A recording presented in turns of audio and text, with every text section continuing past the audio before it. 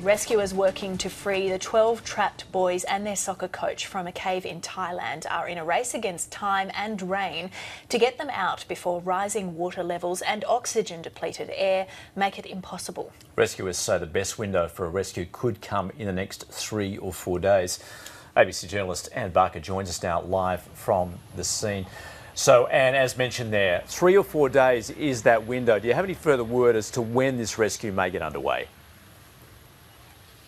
Andrew, no one is confirming anything to the media. The Thai authorities have not spoken as far as I know this morning, but all the signs are that the rescue has possibly begun already and has potentially been underway for some time.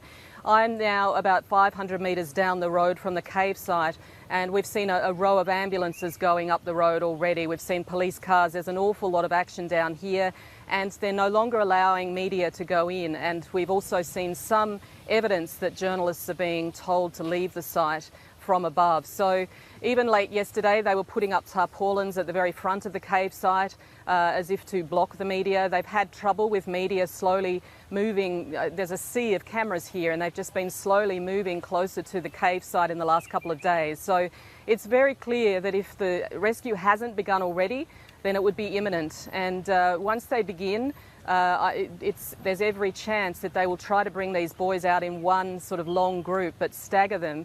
And it may be later today that we know the first results of whether anybody has managed to be rescued. And the timing of this, a lot of it depends on the weather. I understand there was another rain shower overnight, which of course could mean that will affect the levels of the water inside the cave. Do we know what the conditions are like there at the moment? Absolutely, Andrew. The rain was always the major factor here, and as long as they had a relatively dry spell, even yesterday there was really no rain here at all. Overnight there's been very heavy rain, and if you can see behind me, the cave, the mountain above the cave is completely shrouded in mist. There's a very light sort of mist falling at the moment. If you look at the weather forecast for this area, it's looking to be very heavy rain by about midday local time, and then continuing for most of the afternoon and potentially into tomorrow. So once the heavy rains were going to hit, that was always going to be the deciding factor, because they know that once the monsoonal rains start to flow back into that cave, the water levels will rise no matter how hard they pump all the water out, which they've been doing continuously for 2 weeks now. And so they must take advantage of the water levels being as low as possible, which they have been in the last couple of days. And Anne, it's not just those rising water levels, which are obviously critical and of concern, but at the same time, oxygen levels in that chamber where the boys and their coach are held are falling at the moment. That's right. So they've had big fears in the last few days about not only the oxygen levels falling in the cavity where the boys are trapped, also in some of the outer chambers where a lot of the dive teams and the rescue workers have been storing supplies, air tanks and so on. At the same time, the carbon dioxide levels have also gone up. There have just simply been too many people in there sucking out all the oxygen. They've worked very hard in the last day or two to put an air pipe in to pump air both to the boys and to the chambers where all the people are working.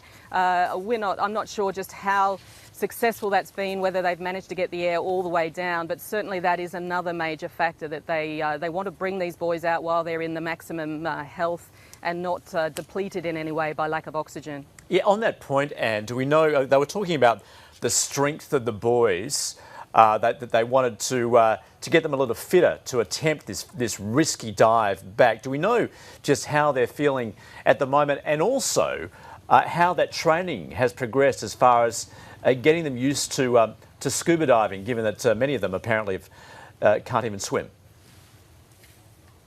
That's right. Although those reports about them not being able to swim have been sort of debunked a little bit, there have been photographs suggesting that some, if not all of them, can or do have some degree of ability to swim, which would be obviously a big help. Look, 3 of them, including the coach, were regarded as being in a weaker condition a few days ago, from the days, 9 or 10 days before they were found and went without food. They have, I gather, bounced back, or largely bounced back. I'm sure they're very exhausted and very tired. They've also written letters to their parents that we heard about yesterday, suggesting that they're They're a bit cold. It's obviously very cramped conditions in there. But as I understand, they've had several days now to practice using that scuba gear.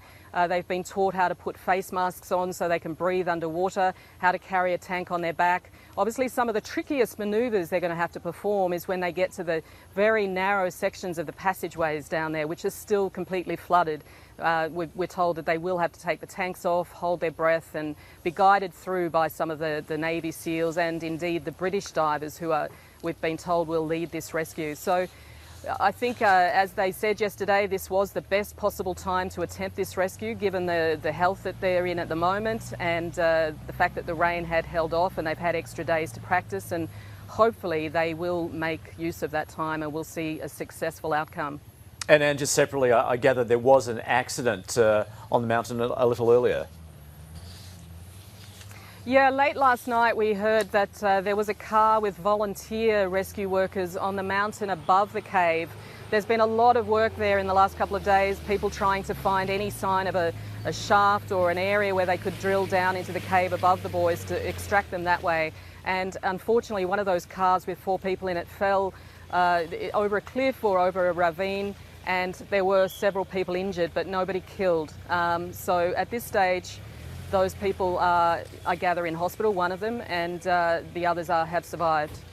All right, Anne, thanks very much for the latest. Obviously, if you do get word that this rescue has indeed got underway, we'll endeavour to cross back to you as soon as possible. That's Anne Barker reporting. Of course. Thanks, Anne.